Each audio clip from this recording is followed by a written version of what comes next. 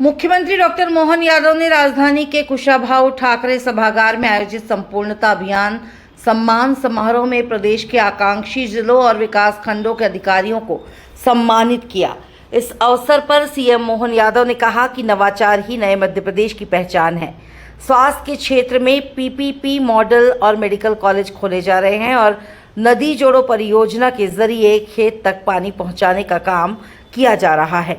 उन्होंने आगे कहा कि प्रधानमंत्री नरेंद्र मोदी के नेतृत्व में 2014 के बाद से देश का परिदृश्य बदला है। भारत ने आर्थिक समृद्धि पाई है और दुनिया में अपनी अलग पहचान बनाई है।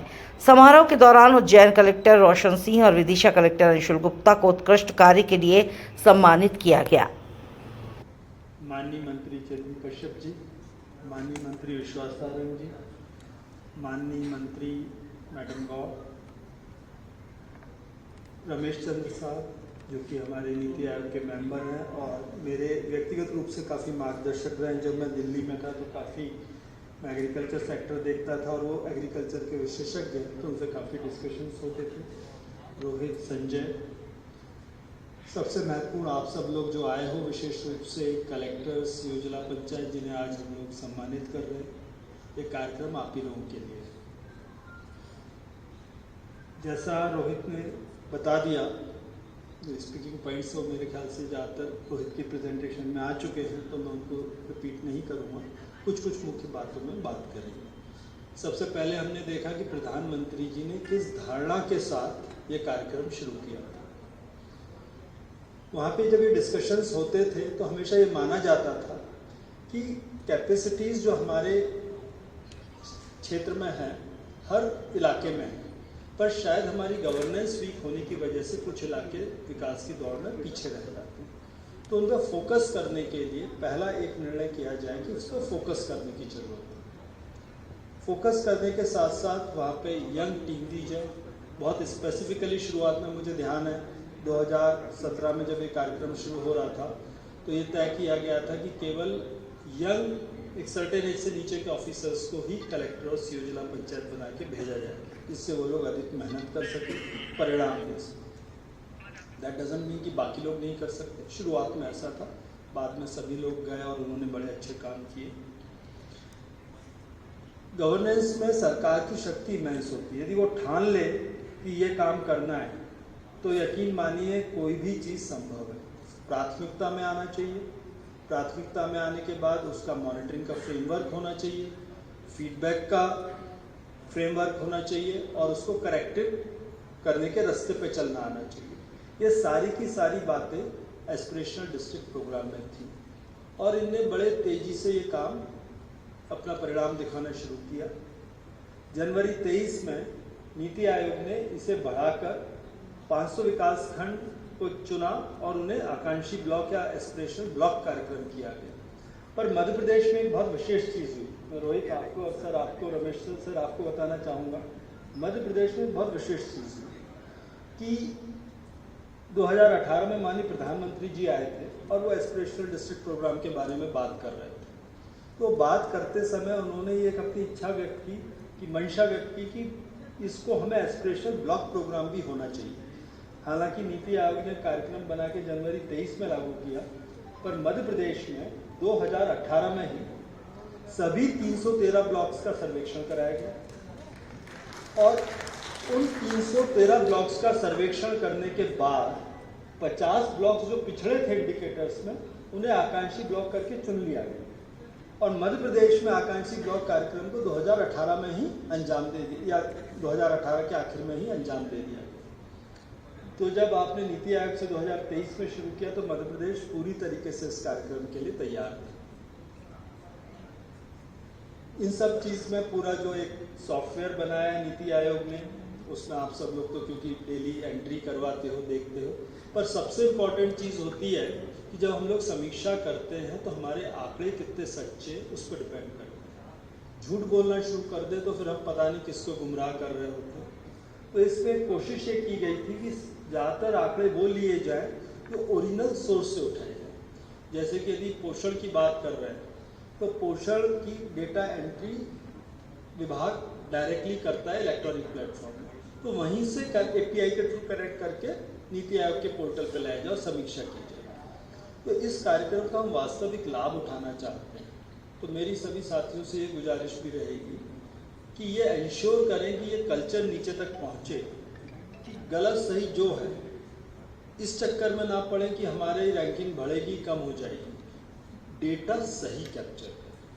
यदि डेटा सही कैप्चर होगा तो हमें वास्तविकता का ज्ञान मिलेगा और उस हिसाब से हमारी जो डेटा बेस्ड गवर्नेंस होती है, डेटा बेस्ड पॉलिसीज़ होती हैं, हम सही निर्णय ले सकेंगे। यदि हमारे यहाँ नीचे लोगों ने रैंकिंग के चक्कर में झूठ बोलना शुरू कर दिया तो आंकड़े बड़े अच्छे दिखाएंगे, रोजी पिक्चर, जबकि वास्तविकता में तो ये चीज़ें कई बार हम लोग देखते भी हैं कि जब हम लोग के अपने इंटरनल आंकड़े होते तो कुछ प्रतिशत होता है और जब एक्सटर्नल सर्वेज होते तो प्रतिशत कुछ हद तक गिर जाते हैं। तो ये स्थिति इसलिए बनती है, इसलिए बहुत ज़रूरी है इस प्रकार के कार्यक्रम को सफल करने के लिए कि हम इस जो वर्क कल्चर है कि सच बोलो, आंकड़े को सही ढंग से रखो, तो उसको नीचे तक उतारने की जरूरत है। माननीय मुख्यमंत्री जी व्यक्तिगत रूप से इस चीज़ों पर विशेषकर पिछले जिलों में बहुत ज़्यादा ध्यान देते हैं। एक पॉलिसी अभी जब नए बैचेस की पोस्टिंग हो रही थी तो माननीय मुख्यमंत्री जी ने, हम लोगों ने जो प्रस्ताव दिया था सारे पलट दिए। बोले हर अफसर जो नया ट्रेनिंग में आ रहा है और जो फर्स्ट टाइम एसडीएम बन रहे हैं वो ट्राइबल ब्लॉक में ही जाएंगे।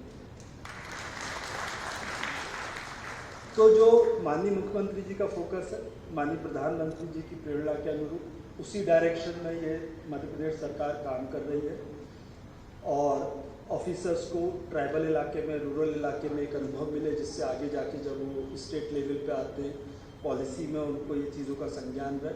वो बिल्कुल साफ मंशा माननीय मुख्यमंत्री जी की है। तो इस कार्यक्रम में अब आप समझ सकते हैं कि किस प्रकार से मध्य प्रदेश शासन ध्यान दे रहा है। मुझे विश्वास है कि आगे, वैसे तो सबसे अच्छी चीज़ है कि 8 में से 6 जिलों ने गोल्ड मेडल पाया है और जो था इसमें 4 मेडल थे। हम लोगों ने थोड़ा सा कंजूसी की, हमने सबको बुलाया नहीं, ये तो लगभग सबको बुलाना पड़ता।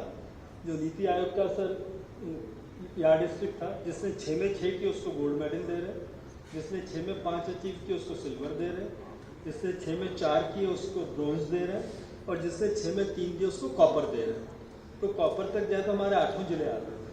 तो फिर मुझे ये लगा कि बहुत ज़्यादा अधिकारियों को बुलाना 1-1.5 घंटे के फंक्शन के लिए, तो सर फिर हम लोगों ने तय ये किया कि जिनको गोल्ड दिया जा रहा है उनको यहाँ दिया जाएगा, बाकी सबके सर्टिफिकेट्स सम्मान सहित उनके पास पहुँचा दिए जाएंगे। तो ये अच्छा काम मध्य प्रदेश में हुआ है। तो एक बार पुनः मैं मंत्रिपरिषद के सारे मंत्रिमंडल जो होता है वो सरकार चलाती है, माननीय मुख्यमंत्री जी और उनके साथियों को सब ने मिलकर, आप लोग भी कहीं कहीं यहाँ प्रभारी हैं, उन जिन्होंने भी काम अच्छा किया है।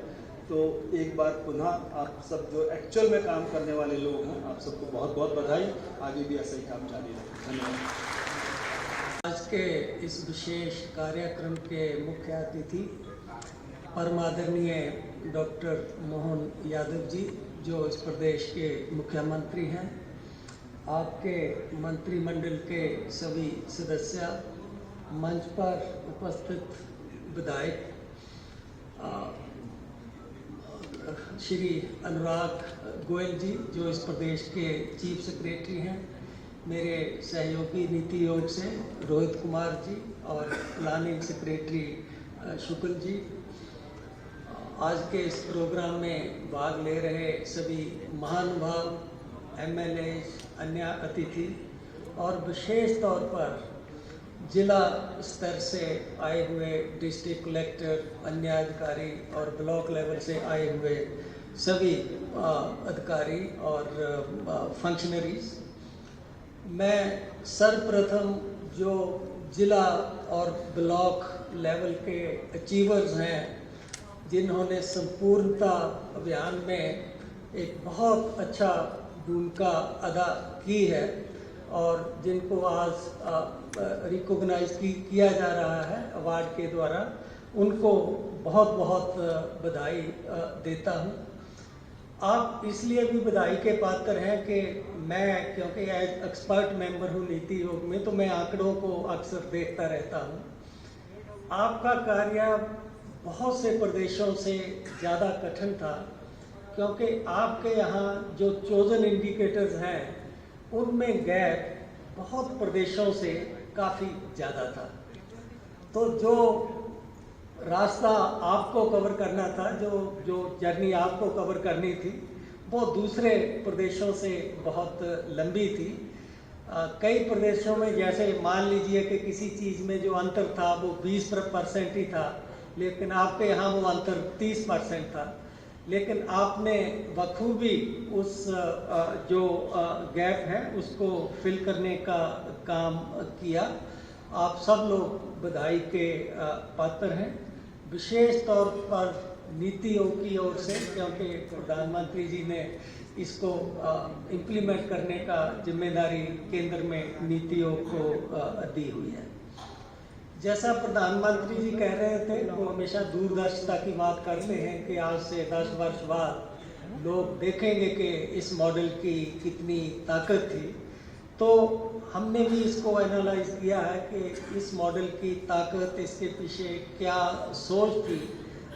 सचमुच में उस सोच का हमें अब फल मिल रहा है, और उसी को देखते हुए आप में से ज़्यादा लोग जानते होंगे कि इस वर्ष के बजट में हमने नीतियों की ओर से एक प्रपोजल भेजी थी कि एडीपी और एडीबी की तर्ज पर हमें एक एस्पिरेशनल एग्रीकल्चर डिस्ट्रिक्ट प्रोग्राम चलाना चाहिए।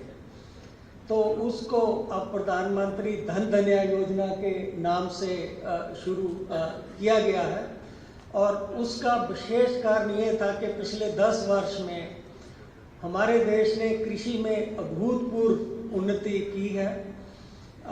कृषि का वृद्धि दर 10 साल में हर वर्ष 4.4% रहा है। इससे पहले कभी भी किसी 10 वर्ष में ऐसी उपलब्धि नहीं थी, और दुनिया में हमारा जो वृद्धि दर है अब सबसे ज़्यादा है सभी देशों में। लेकिन कई जिले ऐसे हैं जहां ये वृद्धि दर 1% भी नहीं है। इसी तरह एग्रीकल्चर के कई सेगमेंट हैं जहां ये वृद्धि दर 1% भी नहीं है। तो एडीपी और एबीपी से प्रेरणा लेते हुए अब ये प्रोग्राम जो है कृषि क्षेत्र के विकास के लिए चालू किया गया है, और मुझे आशा है कि जैसे परिणाम एडीपी और एबीपी में आए हैं उसी तरह के परिणाम हमें कृषि में भी उसके मिलेंगे। जो नीति ने 6 इंडिकेटर सिलेक्ट किए नेशनल पिक्चर को ध्यान में रखते हुए, मैं ये पा रहा हूँ कि वो मध्य प्रदेश के लिए भी काफ़ी प्रासंगिक थे। चाहे उसमें महिलाओं का स्वास्थ्य, महिलाओं का पोषण हो, बच्चों का पोषण हो, या कृषि हो, या उसमें जो मॉडर्न लाइफ के इश्यूज हैं, रक्तचाप या मधुमेह, तो इनके अराउंड 6 इंडिकेटर नीति आयोग ने बनाए थे। तो मैं देख रहा था कि जैसे वुमेन पे फोकस्ड इंटरवेंशन मध्य प्रदेश में है, उसका क्या एक जस्टिफिकेशन है कि एमपी के लिए जो हमने नेशनल इंडिकेटर बनाया उसकी क्या इम्पोर्टेंस थी। तो मैं आपसे एक शेयर करना चाहता हूं कि न्यूट्रिशन में वुमेन की एजुकेशन का बहुत बड़ा रोल रहता है। ये देखा गया है कि जहां पर महिलाएं पढ़ी लिखी हैं या ज़्यादा पढ़ी लिखी हैं, सेम लेवल ऑफ इनकम पे उस परिवार का और उस परिवार के बच्चों का पोषण और स्वास्थ्य दूसरों से बेहतर होता है इन जनरल। और आपके यहाँ जो वर्ष 1921 के आंकड़े थे, उनमें जो मैट्रिक से ऊपर महिलाएं थीं उनका प्रतिशत केवल 29% था, जबकि देश की एवरेज 44% थी। और इसलिए वो प्रासंगिक हो जाता है इस प्रदेश के लिए कि यहाँ पर विशेष ध्यान देने की ज़रूरत है।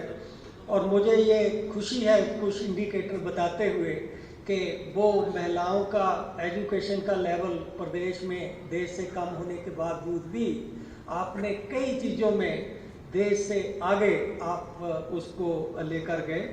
जैसे यदि हम ये देखें कि कितने % औरतें 100 दिन से ज़्यादा फोलिक एसिड लेती रही हैं, तो देश की जो प्रतिशतता है उससे आपकी प्रतिशतता बहुत ज़्यादा है, 73% वुमेन है। ये इसीलिए संभव हो पाया है कि आपके जो आप लोग डेडिकेटेड हैं, जो यहाँ के सरकारी पूरा अमला है वो डेडिकेटेड है, जो सरकार है उसकी पॉलिटिकल प्रतिबद्धता बहुत स्ट्रांग है, तभी आप इतना जो है सफलतापूर्वक इस तरह की चीज़ों को कम एजुकेशन के बावजूद भी आप उसको जो है उसको आगे आगे लेकर गए। तो ये आंकड़े हैं, देश का 44% वुमेन फॉलिक एसिड लेती हैं, मध्य प्रदेश में 51% जो है ये उससे आगे रहा। दूसरा, सॉइल हेल्थ कार्ड जो लिया था, प्रदेश में एग्रीकल्चर में बहुत सालों तक टॉप रहा ग्रोथ रेट, अब नंबर 2 पे है, अब आंध्रा आगे जा रहा है, लेकिन फिर भी जो प्रदेश का अलाइड सेक्टर को छोड़ दें तो अभी मध्य प्रदेश क्रॉप और एनिमल हस्बेंड्री के ग्रोथ रेट में सबसे ऊपर है। लेकिन इन सब के बावजूद भी, इतनी अचीवमेंट होने के बावजूद भी, क्योंकि 20 साल पहले बेस बहुत नीचे था, आपकी प्रति हेक्टेयर प्रोडक्टिविटी 1,27,000 है, जबकि देश की एवरेज 1,60,000 है। तो ऐसे में सॉइल हेल्थ कार्ड की भूमिका कि हम अपने फसल के लिए जो ज़रूरत है फर्टिलाइज़र, वही फर्टिलाइज़र उसको दें, जिससे प्रोडक्टिविटी भी इंक्रीज हो और कॉस्ट में भी कमी आए, जिसका दोनों का पॉजिटिव इम्पैक्ट उसकी जो है उत्पादन और ग्रॉस वैल्यू एडेड पे नज़र आए। अंत में, क्योंकि आप एक अचीवर हैं, आपसे अपेक्षाएं भी ज़्यादा हैं, मैं दो संदेश ब्रीफली मुख्यमंत्री जी देना चाहूँगा। पहला तो ये है कि नीति ने जो 6 इंडिकेटर आपको दिए वो देश की परिस्थिति को लेकर थे। आप लोग अपनी समझ से अपने ज़िले में, अपने ब्लॉक में, यदि कोई एक विशेष वहाँ की समस्या है, उस पर आधारित इंडिकेटर का यदि चयन करेंगे तो मेरे ख्याल से उसकी रेलेवेंस आपके ब्लॉक और डिस्ट्रिक्ट के लिए बहुत ज़्यादा होगी। तो हम यदि ये सोचें कि 6+ इंडिकेटर, और वो जो प्लस 2-3 इंडिकेटर हैं उनमें ये रिफ्लेक्ट होना चाहिए कि आपके ब्लॉक स्पेसिफिक इशू को एड्रेस किया है या आपने डिस्ट्रिक्ट स्पेसिफिक इशू जो है उसको कैप्चर किया है और उसको फिर आपने उसको सैचुरेशन किया है, चाहे वो प्रधानमंत्री फसल बीमा योजना हो, चाहे हर किसान परिवार को इंस्टीट्यूशनल सोर्स से जो है क्रेडिट दिलाने की बात हो, चाहे हर घर में एक क्लीन फ्यूल रसोई गैस देने का हो, तो आप अपने ज़िले और ब्लॉक को देखकर यदि उसको करेंगे तो मुझे ये पूरा विश्वास है कि तो तब आपकी जो अचीवमेंट्स हैं वो और भी ज़्यादा जो है हो जाएंगी और प्रदेश के विकास को वो कंट्रीब्यूट करेंगी।